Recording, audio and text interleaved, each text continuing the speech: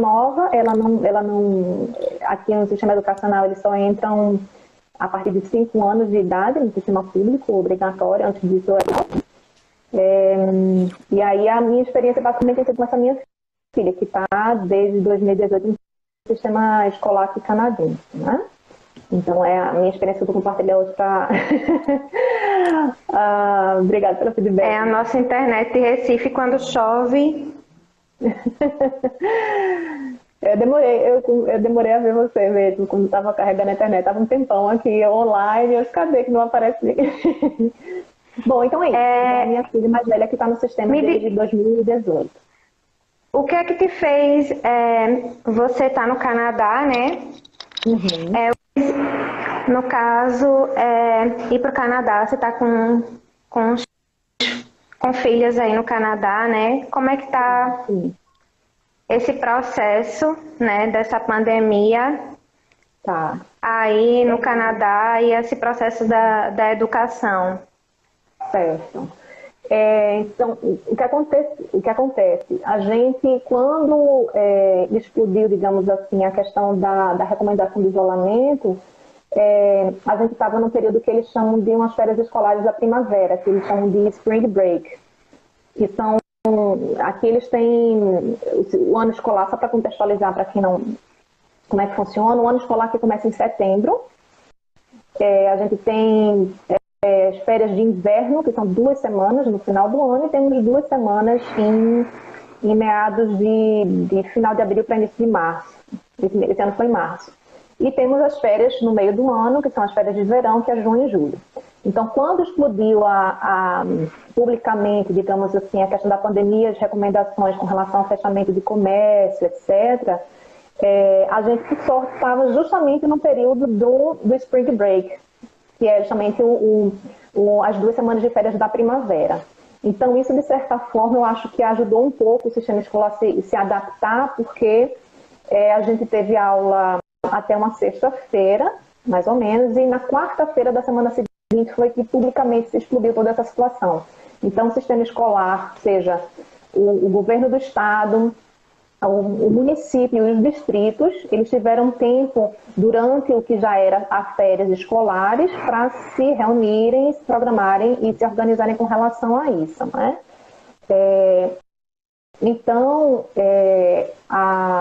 essa questão da organização aconteceu nesse momento. E a gente veio para o Canadá, respondendo no início da sua pergunta, em função da questão profissional do meu marido, que ele teve um convite para vir trabalhar aqui, por isso que viemos como funcionária da universidade, eu tinha a possibilidade de tirar uma licença sem vencimento, eu resolvi tirar uma licença que para alguns chamam de licença sabática, né, que a gente tem direito depois de um tempo na universidade, então eu estou usando essa licença que eu tenho direito a no máximo 3 anos consecutivos, né?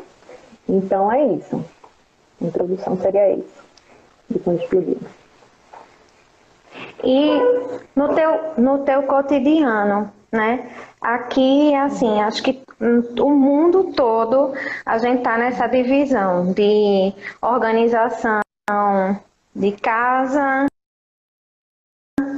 home office, quem tem filho, gerenciar, né, essa questão do homeschool também, né, desse período que está tendo a educação sendo realizada online. E como é que tá fazer todo esse direcionamento, esse reordenamento de rotina? Uhum. Olha, foi bem desafiador no início, né? Porque eu acho que não só a gente, quanto pai e mãe, estava se ajustando, mas a escola também estava tentando ajudar a gente dentro dos limites do que eles podiam ajudar, né? Então, assim, eu tenho uma realidade de que eu já estava acostumada a rotina de estar em casa, de home office, já era uma realidade minha, né? Porque eu não estou trabalhando aqui, eu estou só estudando, fazendo cursos online, escrevendo o perfil do Digital Equilibrium. Então, na dinâmica, estar em casa não foi uma dificuldade para mim pessoalmente. Mesmo na universidade, a gente tem uma autonomia muito grande, né? Então, alguns dias eu ia para minha sala, na época que eu estava na coordenação, ficava um horário na coordenação, outros na minha sala, mas sinceramente, muitas vezes eu preferia trabalhar em casa, porque eu tinha mais concentração do que quando eu estava na minha sala, que era um aluno entrando, outro entrando, conversando, e às vezes, quando sabe muito foco, eu preferia trabalhar em casa. Então, para mim, pessoalmente, não foi tão desafiador como foi, por exemplo, para muitas amigas que compartilharam dessa realidade, né? Mas aí o que aconteceu do ponto de vista da escola? Eles, nessa semana que eu comentei do Spring Break, a primeira preocupação deles foi entrar em contato com a gente por e-mail para explicar o que estava acontecendo, traduzir, digamos assim, para a gente, como é que estava sendo trabalhado dentro do contexto da província. Né? Só para vocês entenderem, aqui eles têm a organização do BC, que é British Columbia, que é onde fica Vancouver, e dentro do sistema Estado, eles têm o sistema dos municípios, e dentro de cada município tem o que eles chamam de distritos. Então, minha filha está no distrito 63, por exemplo. Então, tem guidelines, ou seja, tem orientações que são mais gerais, digamos assim, de quando deve abrir, quando deve fechar, etc. Mas existem outros direcionamentos que são feitos dentro do âmbito de cada distrito, certo? E dentro desse cada distrito, eles têm um segmento por nível escolar. Então, por exemplo, minha filha está no elementary, o estudo elementar, que é da série 1 até a série 5, certo? Começando a 1 com 7 anos de idade, 6, 7 anos. Então, o que aconteceu? Eles se preocuparam muito de entrar em contato com a gente por e-mail, explicando o contexto que estava sendo discutido entre eles e preparando a gente para esse processo, como é que ia funcionar. Então, assim, eu acho que a primeira preocupação deles foi evitar fake news, foi evitar informação distorcida, ou as pessoas ficarem perdidas entrando no site do governo, entrando no site do Estado. Então, eles se preocuparam no primeiro momento, em comunicação, sabe? Então, eram os e-mails, assim, que às vezes, sinceramente, eu achava enormes. Às vezes eu fazia, meu Deus, é muita explicação. Porque eles tinham preocupação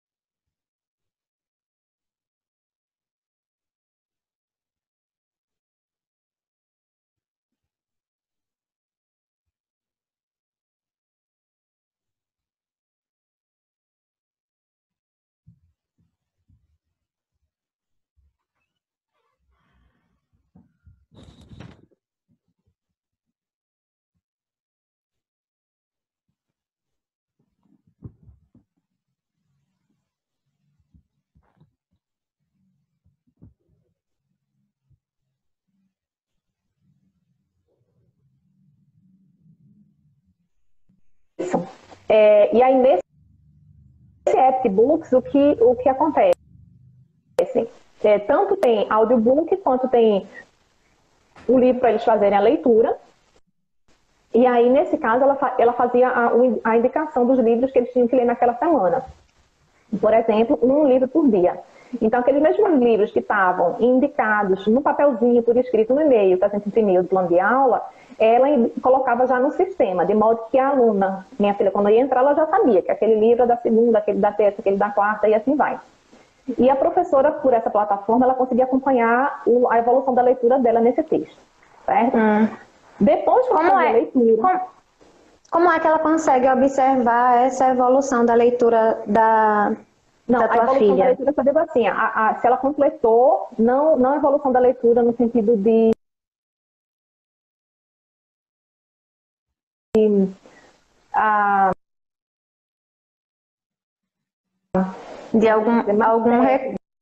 alguma atividade. O acompanhamento que eu quis dizer é no sentido de se ela fez o complete, se ela completou aquela atividade ou não.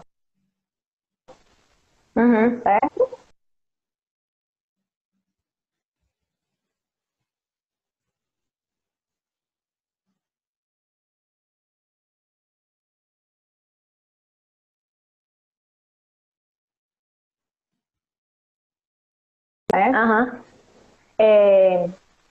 E aí, depois disso, depois que ela lia, aí ela colocava, por exemplo, produção de texto, que é o journaling, o diáriozinho.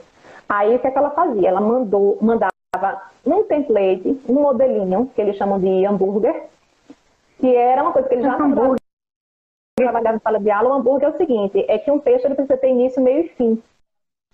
Então, o tópico frasal, que é a introdução, é a primeira fatia do pão.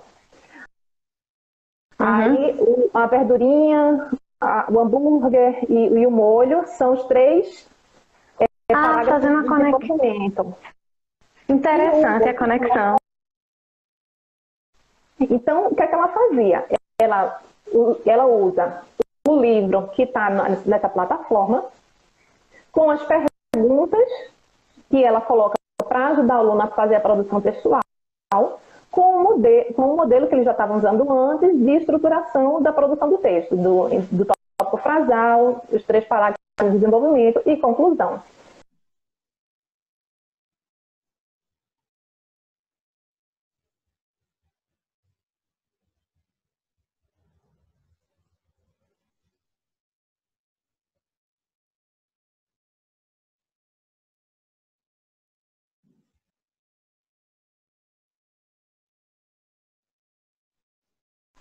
Que é para o aluno também fazer tipo game, tem muita questão de jogos e tal, para o aluno desenvolver, tem todo um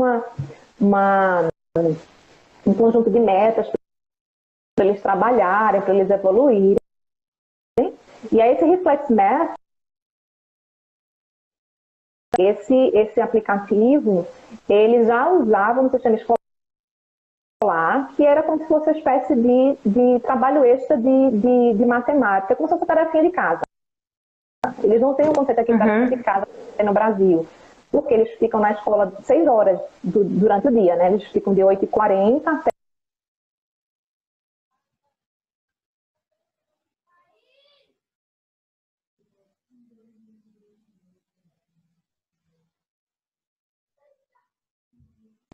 durante a pandemia, né? Tá bom. Agora, interessante o que você colocou aí, por exemplo, trabalhar 15 minutos, né? Que eles já usavam essa questão de trabalhar os 15 minutos com essa atividade. Porque a gente sabe que se fizer muita exposição também com recurso digital, né? Isso prejudica também o processo. Então, eles já trabalhavam nessa dimensão integrada, né? Sim, sim. Muito interessante. Aí, outra coisa que eles... Deixa eu pegar...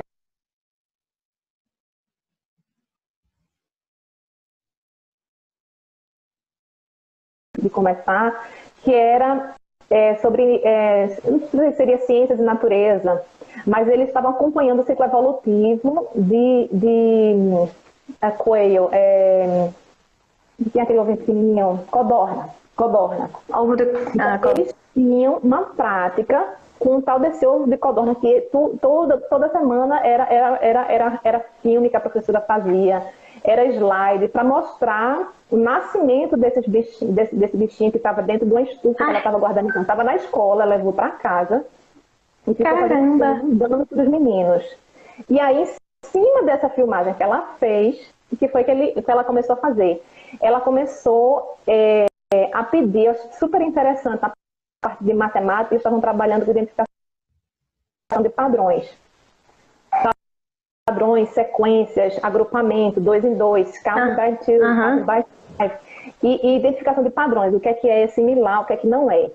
E aí ela começou, depois de várias semanas construindo essa história de observar o nascimento, o ciclo de vida do animal, etc., ela começou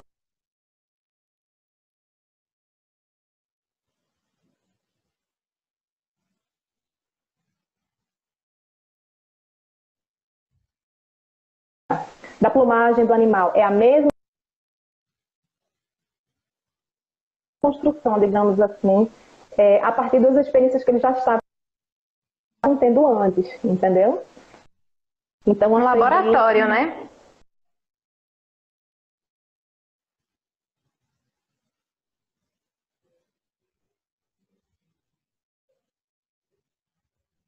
De matemática, por exemplo,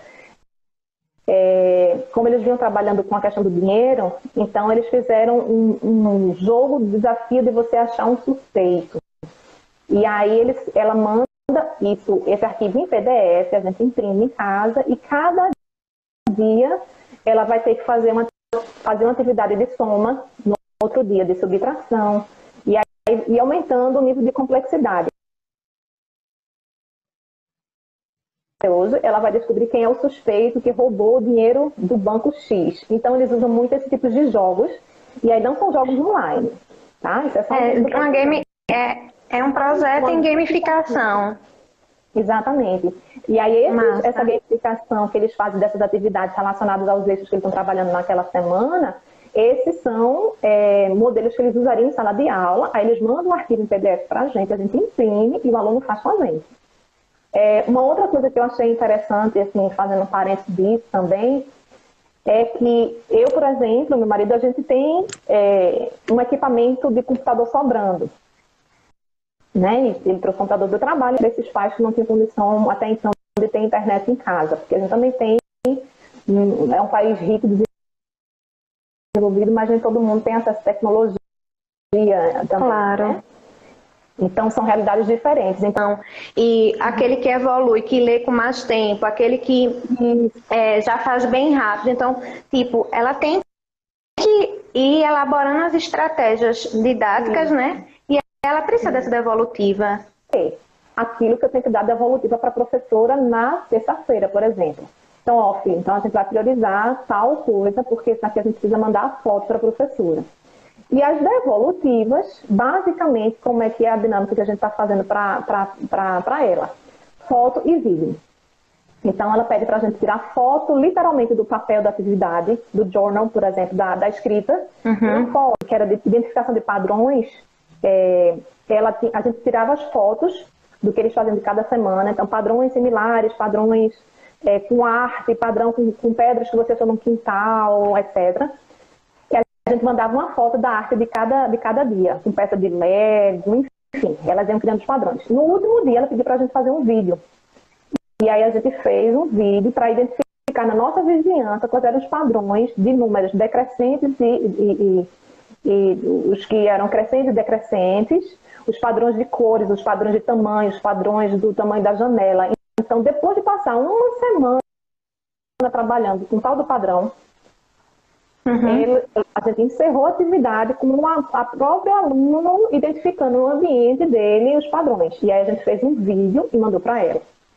Então, as devolutivas, como a gente não tem uma plataforma específica normalmente para EAD, então as pastas dos alunos. Exatamente. Agora, outra coisa que ela fez também, que eu achei muito legal nas primeiras semanas, que eu acho que foi antes de se preparar atividades, ela começou a fazer uma espécie de newsletter é maravilhoso. Com os alunos, mandando foto. Ela pedia para a gente mandar fotos de como é que a gente tinha passado o Spring Break, que é uma coisa que eles fariam na escola. Então a gente mandava as fotos, passei na praia, passei no jardim, plantando, brincando, fazendo arte, costurando, etc. Coisas diversas da vida deles, não fazendo atividade. E aí a gente mandava, então nas 2 primeiras semanas, ela ficou fazendo como se fosse um jornalzinho, com fotos, montagens, e dizendo o que cada um estava fazendo, sabe? Então isso foi bem legal. Valorizando bastante, assim, valorizando o ambiente, valorizando uma diversidade e valorizando, assim, as crianças, que no jornal, essa coisa, elas se reconhecerem, né? A questão da identidade. Exatamente. Importante nessa faixa etária que elas estão. Exatamente. Outra coisa que eles fizeram também, que eu acho que era o mais acessível, a professora de francês, por exemplo, ela não tinha a plataforma do Epic Books, livros de francês. Não tinha o aplicativo do Reflex Math. E aí o que ela fez? Ela começou a mandar o que era mais simples possível para ela, que eram os vídeos,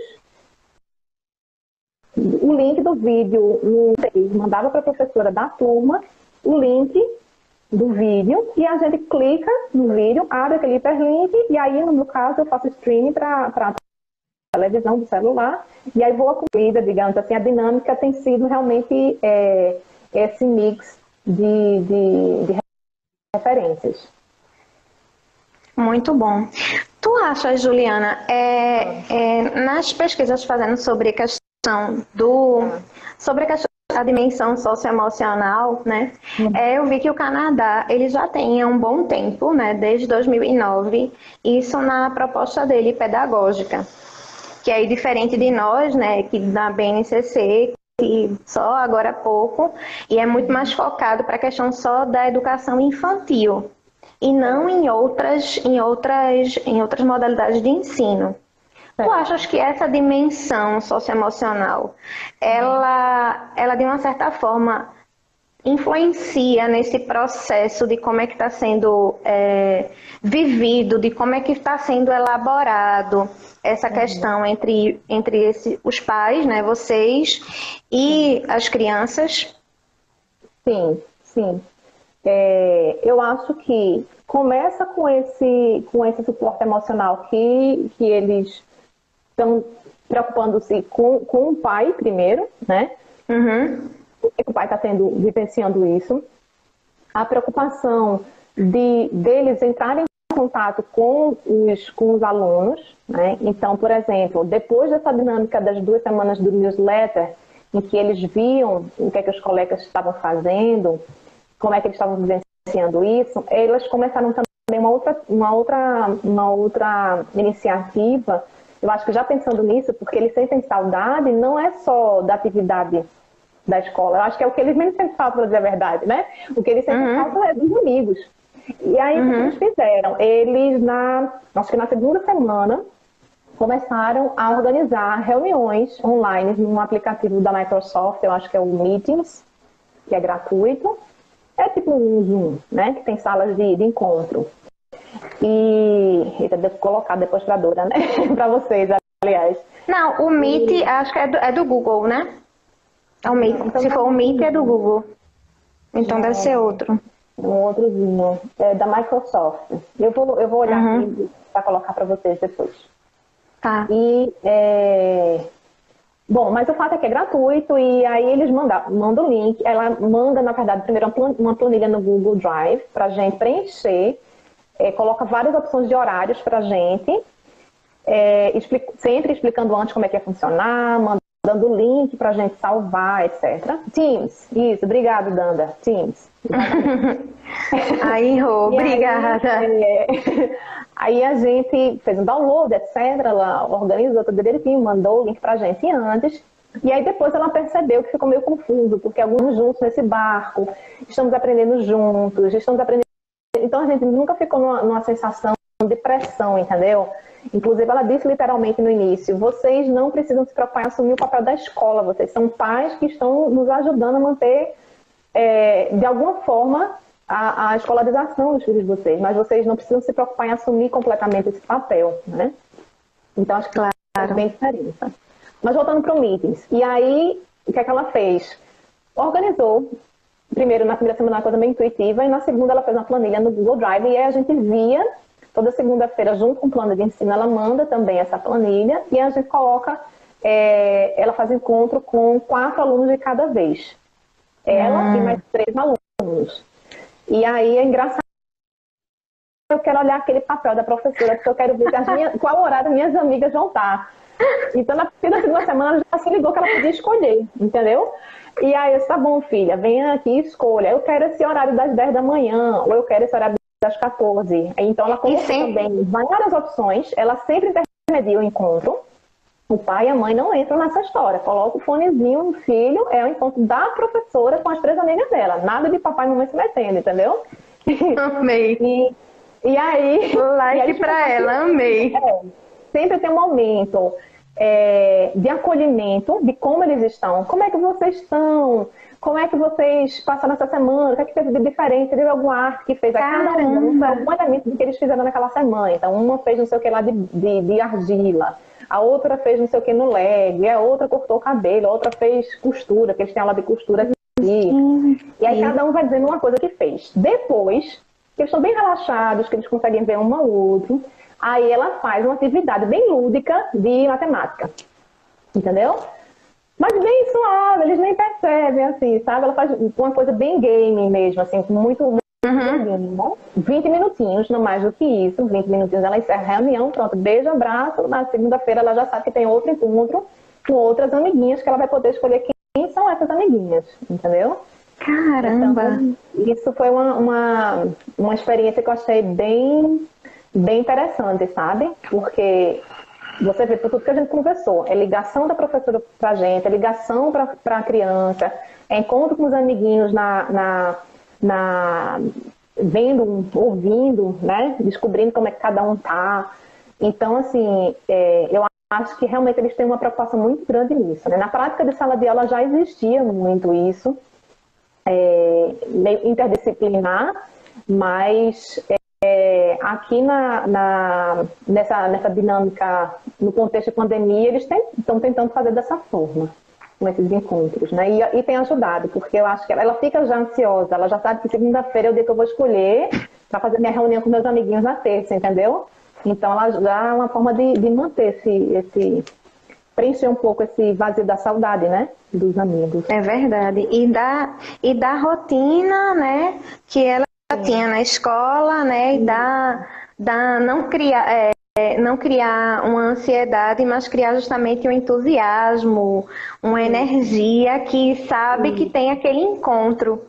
E Isso. uma coisa super importante que você falou aí, eu acho que a questão da autonomia Sim. da criança, de saber assim, é aquela hora dela, como se ela tivesse, no caso, na escola, e ela vai estar com a professora, com os amiguinhos, e mesmo em casa, ela vai ter aquela questão a, a responsabilidade, né, sendo dialogada com a professora, óbvio, Isso. mas uma questão muito autônoma dela com o grupo que ela tá, né? E esse E um grupo pequeno. Isso, desculpa te interromper. Não, esse grupo pequeno, assim, porque às vezes o que eu vi em algumas situações é, digamos, imagina juntar, se você, quantos estudantes são por sala na escola dela? 20, em média 20. 20. Pronto. Mas imagina se ela fosse juntar os 20 estudantes numa live, né? Isso. Seria, assim, completamente inviável. E outra coisa, com essa agenda, ela mantém também aquela questão do carisma, né? Da empatia, né? Da empatia. Coisa também que foi um ajuste, eu acho, de rota que ela foi percebendo que ela tinha que ir dando aos poucos. Ela, no último e-mail dessa semana, cada semana que ela manda o plano de ensino, ela manda um texto no e-mail dando alguma orientação geral, alguma pincelada sobre alguma coisa, de uma maneira muito delicada. Então, por exemplo, olhe, pais, para aqueles que não estão conseguindo entrar ainda no Reflex Math, que é aquele aplicativo, eu peço que, se possível, tente fazer só uma vez por semana. Funciona assim, funciona assim, os parafusos daquelas coisas que os pais, de repente, não estão se esquecendo de fazer. Outra dica que ela fez essa semana, ela disse assim, olhe, passando uma dica para vocês, é muito importante, além da rotina que a gente já conversou, que a gente está tentando cada vez mais ajustar, dar autonomia para a criança fazer atividade. Então, a minha sugestão aí ela coloca 2 pontos e diz literalmente o que é que a gente pode fazer, aquela orientação mesmo, beabá para o pai, entendeu? Se você organizar um bloco de 30 minutos de atividade, imprimir o material, deixa a criança ler o parágrafo, mas deixa ela fazer sozinha. E se você quiser ajudar, você fica perto, você fica numa sala perto, no quarto do lado, fazendo as suas coisas, e a cada 15 minutos você volta e pergunta, tá tudo bem, filha? Precisa de alguma ajuda? Mas não fique sentado do lado da criança, nem pressionando para ela fazer rápido, nem tentando ajudar mais do que deve. Porque na dinâmica da escola, ela tem esse espaço de autonomia. O professor está acessível para tirar dúvida, mas o professor não está ali nem para pressionar, nem para apressá-lo, nem para ficar excessivamente orientando e controlando esse processo, entendeu? Então, ela falou especificamente sobre isso essa semana, da importância desse espaço, entendeu? Do filho poder fazer enfim, esse exercício, né, de autonomia. Então, ela foi bem específica com relação a isso.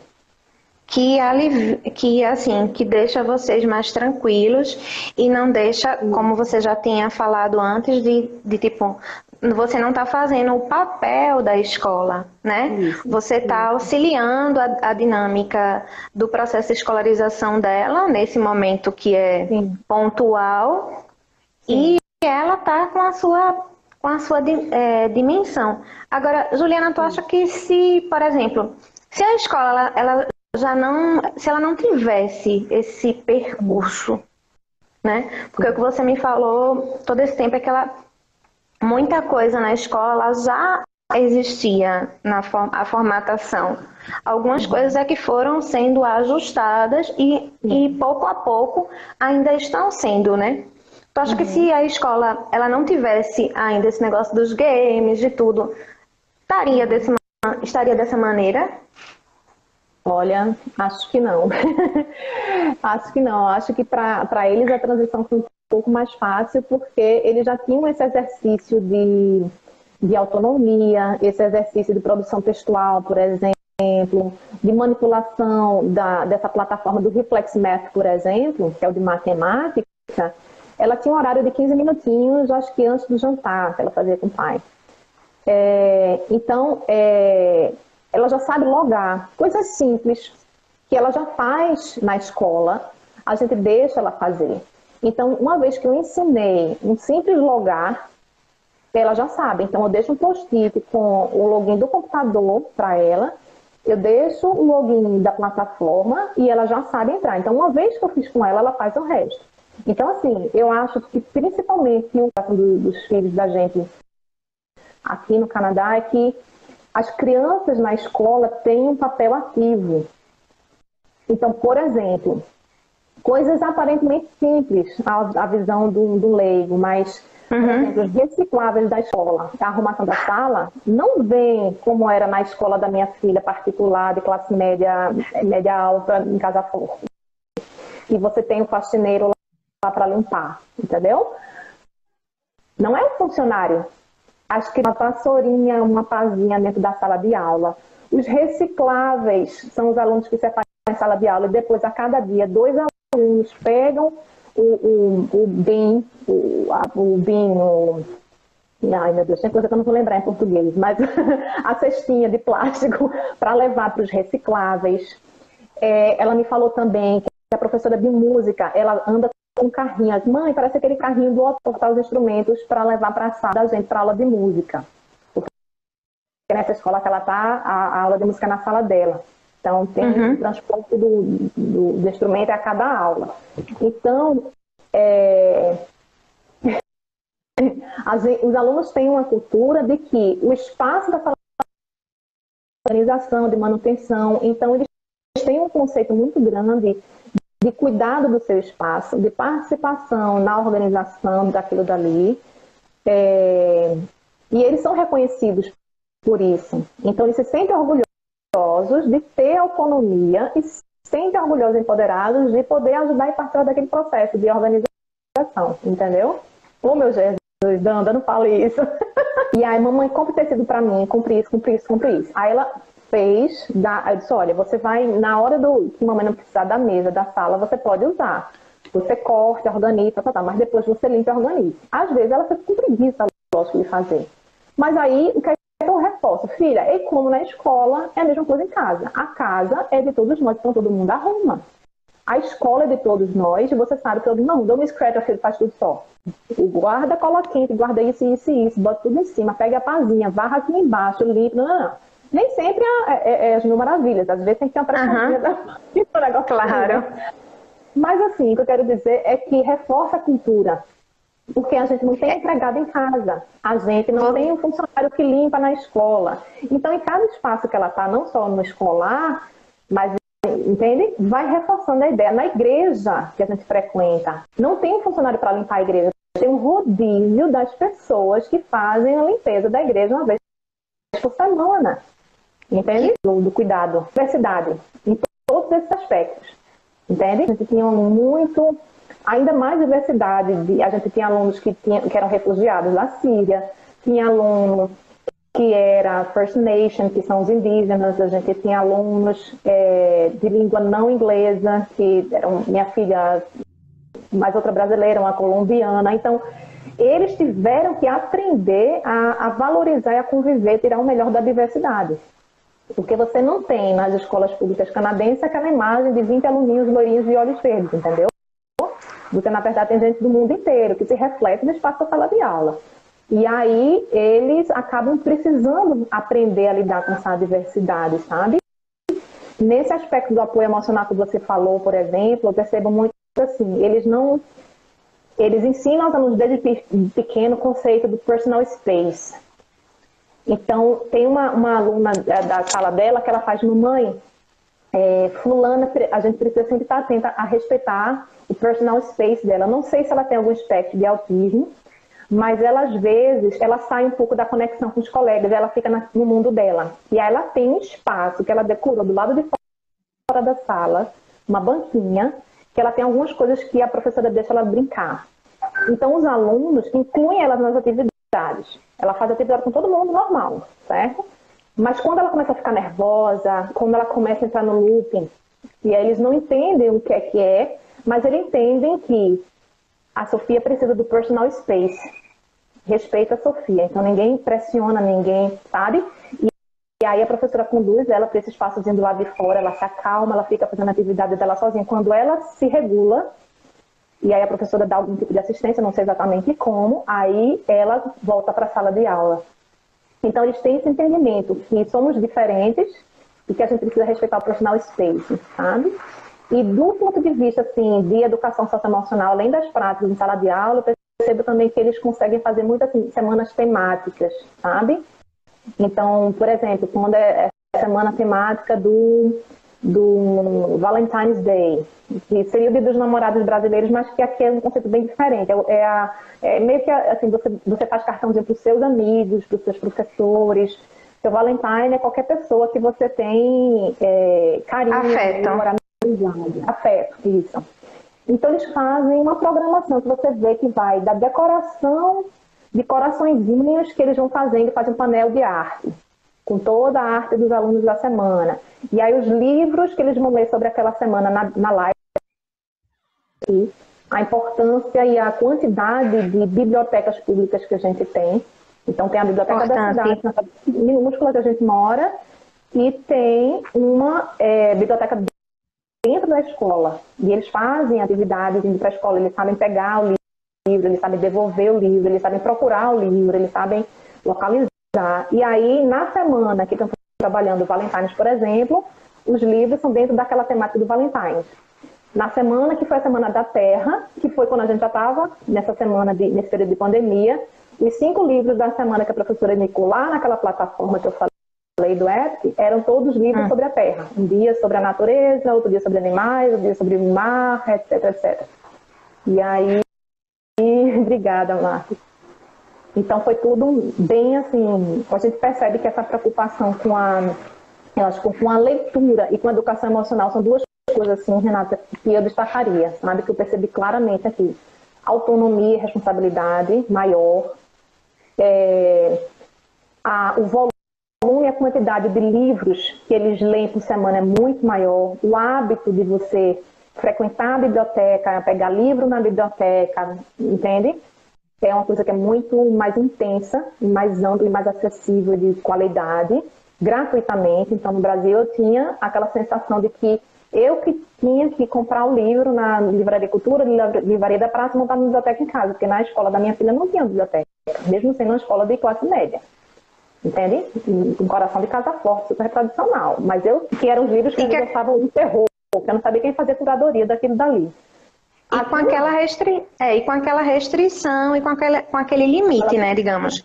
Eles escolhem 5 livros ou 4 livros, e esses livros vão ser trabalhados durante todo o ano, e aí tira um pouco o desejo, né, de ir para a biblioteca, né, de ir para os espaços, que muitas escolas nem têm, né, são espaços de leitura.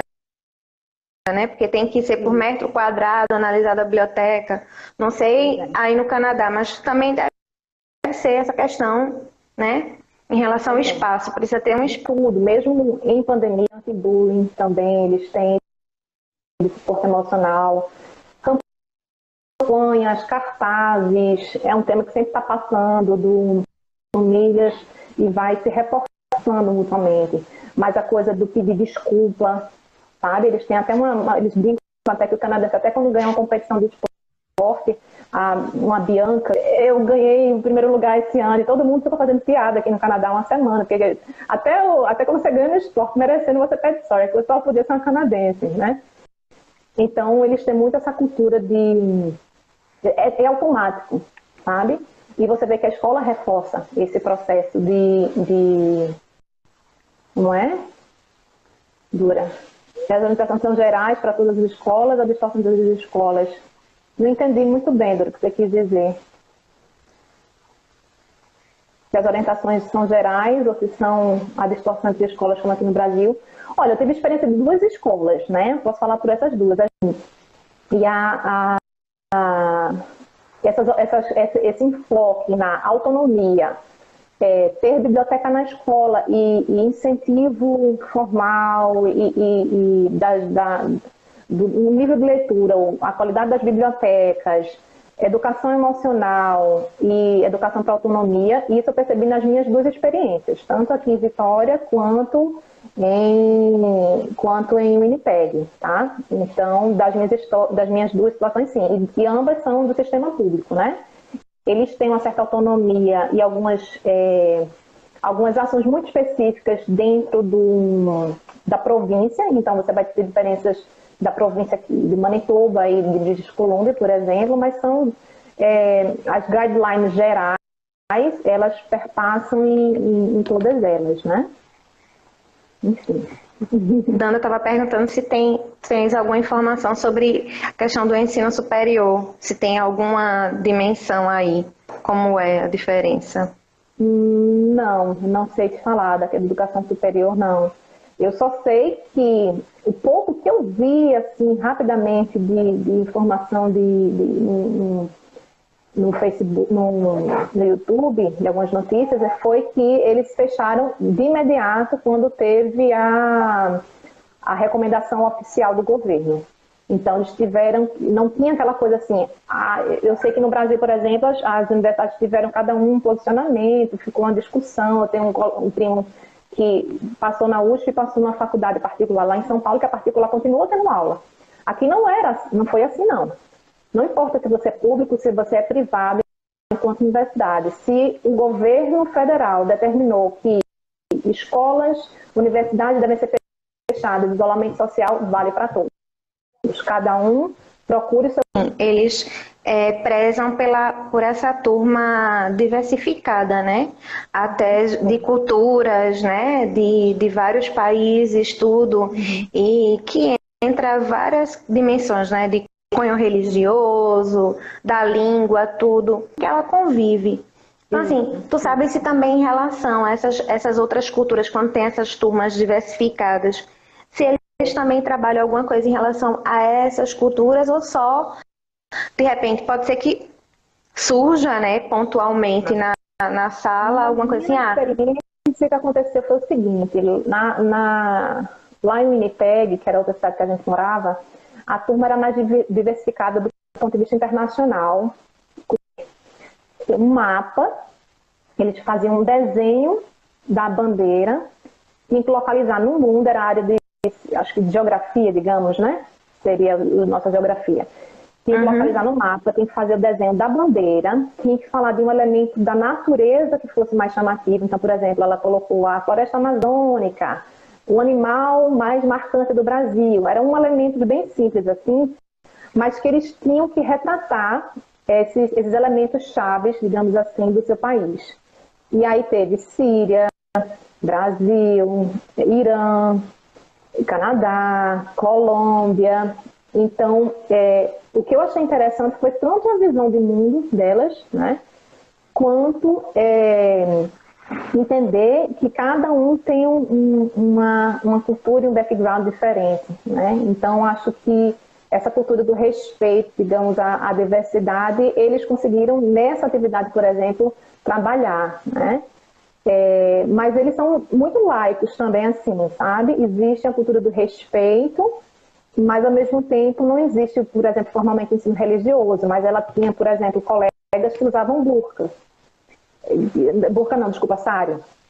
E aí eu lembro que ela falava assim, mamãe, eu fiquei com vergonha de perguntar à minha amiga porque ela usava aquele lencinho no cabelo. Mas teve um dia que eu fiz coragem e perguntei. E aí a minha amiguinha disse que ela usa aquele lencinho, porque na religião dela, eles acreditam que um rapaz, quando vai se apaixonar pela menina, tem que se apaixonar por quem ela é, de verdade, e não pela beleza dos cabelos dela, porque eles acham que o cabelo é algo que pode influenciar ou determinar, digamos assim, se apaixonar pela aparência, não porque ela é. Então, assim, eu achei fantástico aquilo, porque ela se preocupou de não ser ofensiva, de não perguntar logo de início como tinha conhecido a amiga. Só depois de um tempo que ela ganhou intimidade, foi que ela perguntou por que ela usa aquele lencinho para cobrir o cabelinho dela. Ela tinha 2 ou 3 amigas que usavam um sari. Então, isso eu acho bem, bem interessante, sabe? Na peça do Natal, por exemplo, do final do ano, eles não falam nada sobre o nascimento do menino Jesus. Porque a gente tem alunos muçulmanos, tem alunos católicos, tem alunos, entende? Então, eles não tocavam no tema do nascimento de Jesus. Jesus nasceu, lapinha, essas coisas não existiam, certo? Na visão deles é que eles trabalhavam. O inverno, entendeu? A neve, fizeram a história de princesa, da princesa que não sei, enfim, eles faziam de uma forma bem lúdica, com música, com teatro, etc, etc, mas naquele background, entendeu? E eu não me lembro qual foi exatamente a comemoração que eles fizeram, não lembro se foi os Valentine's ou se foi outra. Eles fizeram um trabalho em sala de aula que teve tipo uma culminância, sabe?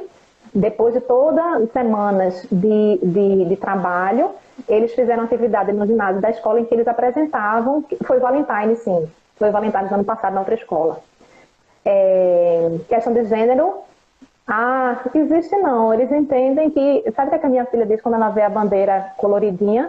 Ela foi explicar uma vez que ela veio na escola a bandeira, né? E da diversidade. E eles têm, mesmo na educação infantil na Grade 2, eles tinham um adesivo. E aí, o que é que ela entende? Que esse adesivo significa que aqui todo mundo é aceito do jeito que é. É a interpretação dela. Que aqui qualquer um é aceito do jeito que é. Ela não entende que é o feminino ou masculino ou indefinição, nada disso. Ela só entende que as pessoas podem ser de qualquer pessoa pode ser aceita aqui. Eu descobri que ela entendeu isso porque a gente passou na igreja, uma denominação cristã, que eu não me lembro agora, aqui na cidade que a gente mora, e estava cheio de bandeirinha do arco-íris na frente. E aí a minha filha caçula perguntou, Lulu, aquelas bandeirinhas que tinha na tua escola, no adesivo, também tem aqui.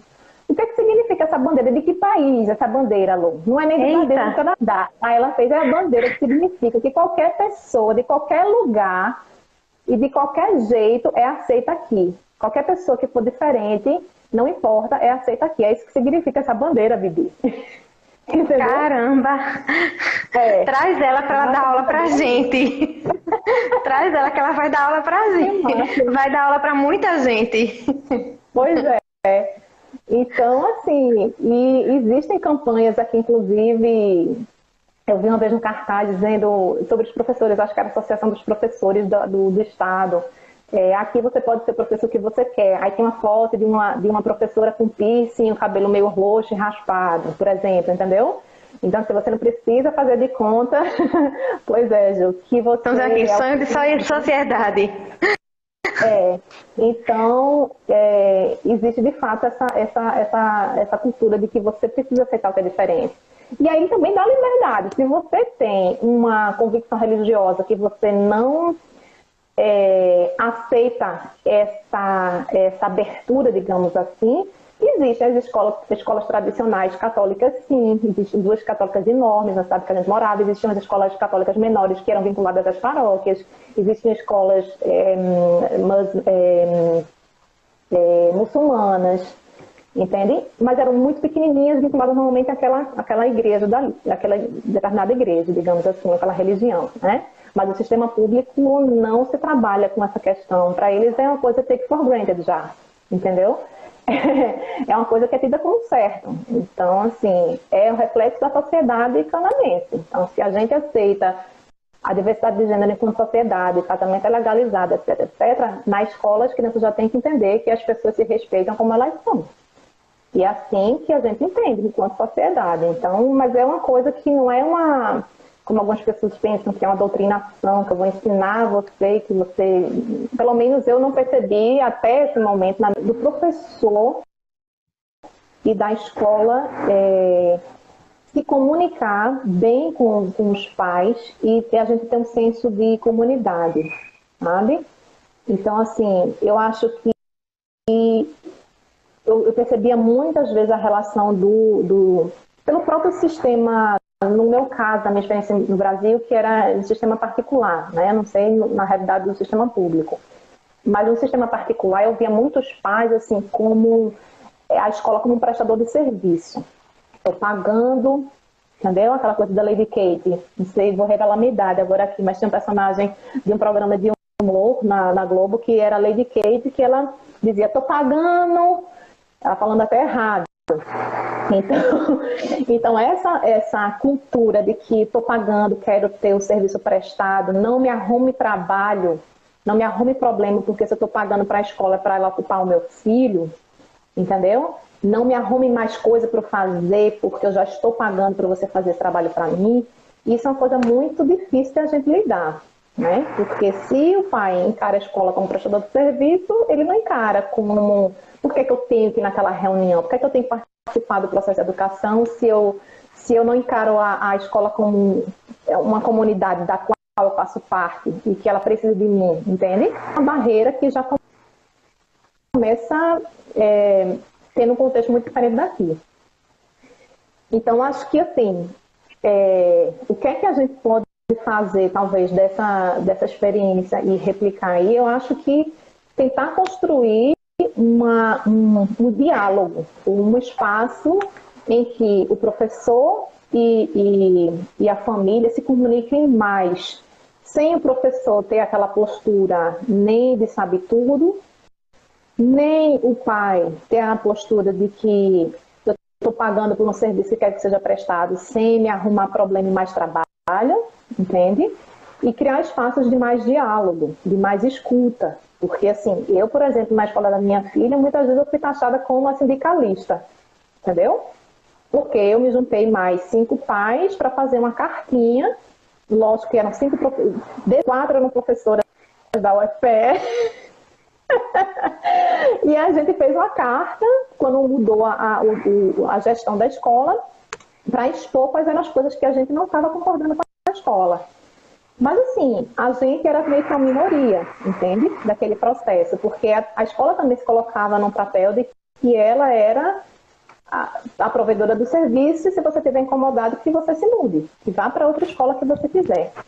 Então, acho que o grande ensinamento que eu percebo aqui é essa construção da escola como um espaço que é formado por pais, por professores, por alunos, por gestores, e que tem que ser um espaço de diálogo e de escuta genuína, entende?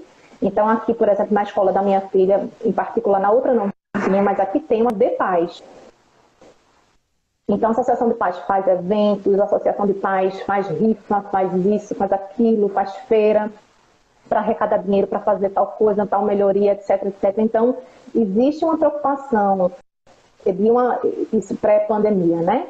Eles faziam um evento uma vez por mês para que os pais se conhecessem, para um pai conhecer o outro, né? Eventos mesmo de interação e de conexão das pessoas, para além de assistir a apresentação no final do ano do Natal, entendeu?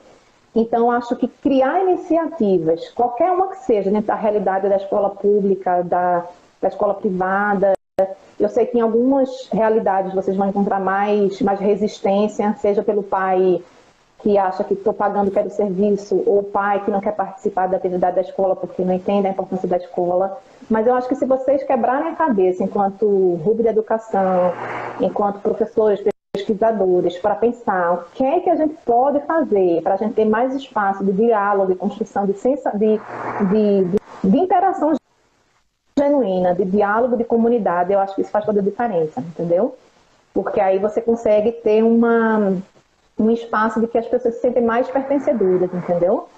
E aí você consegue ter mais insights, você consegue ter mais ideias, você consegue ter mais envolvimento dos pais, dos alunos, porque eu não tenho só aquela relação de prestador de serviço de educação e tomador de serviço de educação, entendeu?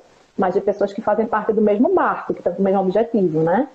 Então, acho que esse seria meu maior ensinamento, que eu sonharia que a gente pudesse ter aí. Mais espaço de diálogo e mais espaço de comunidade mesmo, sabe? De espaço escolar como parte da minha vida, da minha família, entende? Eu acho que isso seria o mais importante. Foi maravilhoso falar com você. Obrigada. Eu quero falar de novo.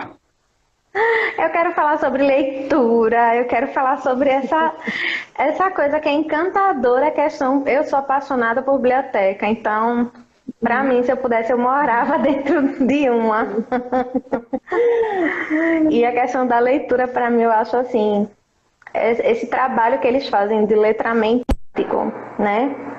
E o letramento na língua, tudo, das ciências, essa dimensão, achei fantástico, né? E acho que tem muito mais coisas, até elas também que elas têm a falar, né? A dizer sobre todo esse processo. E o que e acho que duas palavras assim, o respeito, a autonomia e a responsabilidade que essas crianças